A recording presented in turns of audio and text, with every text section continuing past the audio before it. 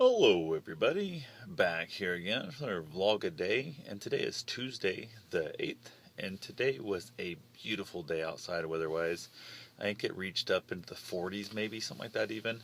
It felt surprisingly colder than what it really was. The humidity, I think, just had an extra bite to it that made it feel a lot more damp and wet and cold. But 'cause I know this morning when I got out and started heading out a little bit, it was like in the 30s, and I was freezing to death. It was so cold, but I got warmed up finally, and wasn't too bad overall. So woke up this morning, crazy, wicked dreams, just crazy, crazy stuff that's going on.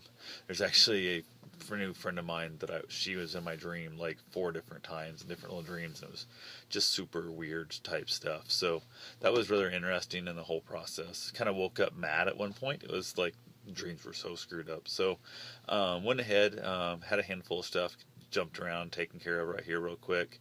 Ended up eating oatmeal. I have got a giant box of oatmeal I'd bought a while back, like a big bulk box, and I don't eat it that often. And I was out of cereal that basically I was like, yeah, I'll put the oatmeal out. I always never think about it in the morning, so I actually took it out last night and set it down on the counter to remind myself to eat oatmeal. And it's surprising how much I like oatmeal. I don't eat it that often, but it's really good for me, and it's really, I like it a lot. I just never eat it. So really happy I put that out last night. So got me off on a good start with a nice belly full of oatmeal. Ended up heading to the landfill to dump off my trailer load full of debris and that, and then from there headed down to the down to Claire's house, I guess, where we want to call it, and picked up the skid steer. Ended up picking that up, loaded it up, and that.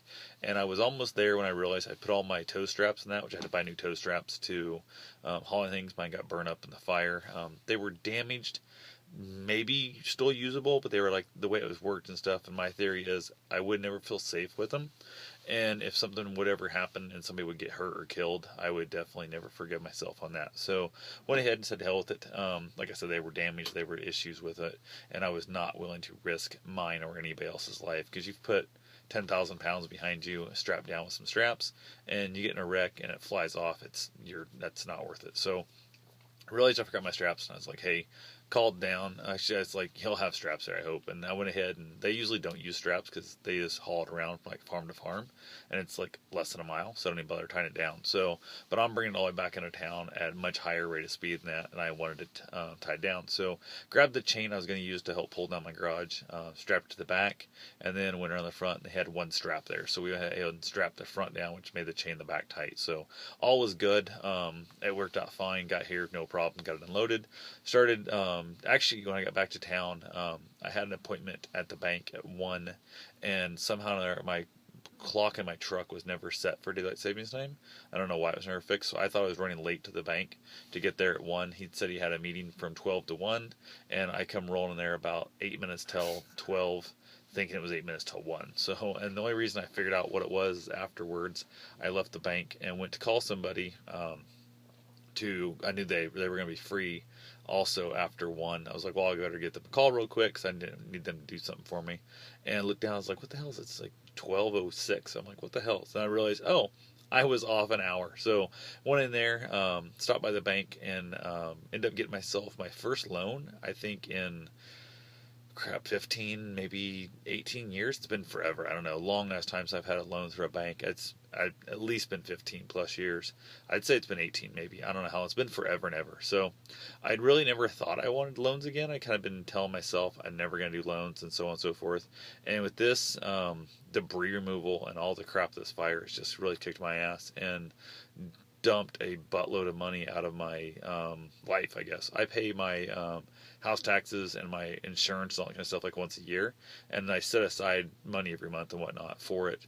And I'd burnt through all that and whatnot. I'm just like, screw it. I'm kind of in a predicament now where I'd kind of need to, I guess, put my hands on some cash. So instead of selling something dirt cheap, like one of the vehicles or the trailer or something that I would be desperately selling it, I went to the bank and talked to my one bank that I've been dealing with for, oh, I bet I banked with them 20 years. I mean, to the point, I mean, there was times I found some old check ledgers from back when I had my business that literally there was $60,000 in my checking account. You know, the average was, 15 or 20, but there was times there was 60,000 plus in that account, savings accounts, and just the checking alone had 60 grand in it, not counting the savings and everything else involved.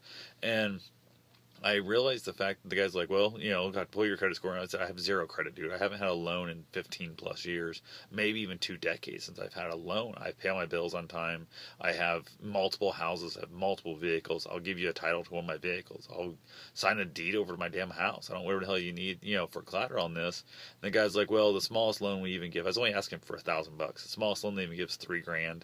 And they don't do like credit loans, I guess, unless you're buying the vehicle. I don't know, it's a fucked up bank. So went ahead and he said he'd give me like a basically an executive line of credit off the business account, whatever. And I'm like, that's fine, whatever.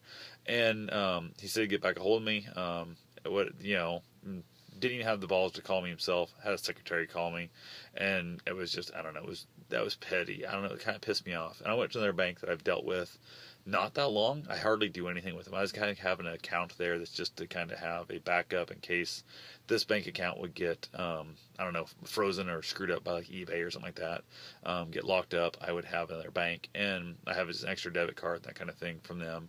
And I went there and talked to him, told the guy, I'm like, hey, here's where I'm at. I haven't had loans in all this time, yada, yada, yada. And he's like, okay. And I had the title of my truck, brand, paid for title, all that kind of stuff. The guy's like, yeah, not a problem. Okay. He goes, when do you want to do it? I'm like, thinking like $1,000, 6 months. And he goes, do you want us all to do at the end of the 6 months, or do you want to make payments on it? And I'm like, fuck it, let's do the 6 months, just a balloon payment on it.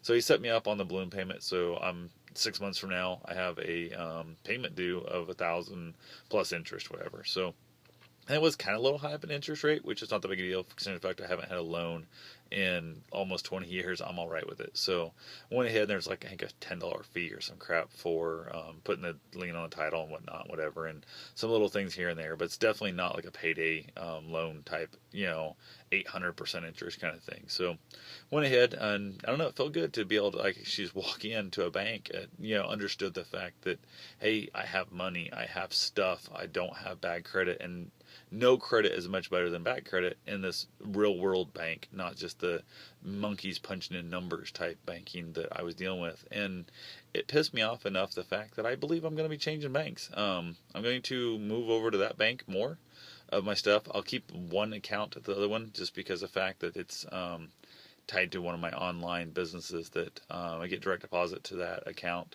and it is a pain in the ass to deal with those people. I mean, I get a check or a deposit every month from them, but having them change like that is virtually impossible. It's absolutely horrendous to deal. So I'll dump everything else off of there, stop using their cards, everything, and just have that account, and then just pull money out of there, every 6 months or every year, whatever, when it piles up enough, and just dump it out that way. So I don't know, just that the pettiness of him not even having the balls to call me just really kind of upset me. And I'm like, I'm literally willing to put up a $50,000 house, for basically $1,000 loan, and the dude's like, oh, we can't loan you any money. And I'm like, go fuck off. So I just kind of, I don't know, I got pissed off there. So headed back to the house, went ahead and started pulling out my garage. That took like, I don't know, a lot longer than it should have, but it took over a half an hour from when I actually hooked the chain up to the table saw to start pulling it out, and then start pulling the walls down with the skid steer. It was about a half an hour. I threw those videos up online. I had one sitting on off to the side filming it, and one mounted on top of the actual skid steer, getting more of a point of view of it all. And it didn't fall where it's supposed to fall, and I know now what I screwed up. When I went back and watched the video, I saw where I screwed up, and if I ever have to pull down another garage, I will know better next time. So definitely, it'll all work out in the long run. Now I got there and just clean it all up, the mess, which I'm hoping to have done by Friday afternoon, Saturday, something like that. That's my goal. I don't know if it'll happen or not, but crazy super sore out there. Just, I don't know, it's ridiculous. This is stress, and the weight on me of tearing that down was super stressful and super terrifying.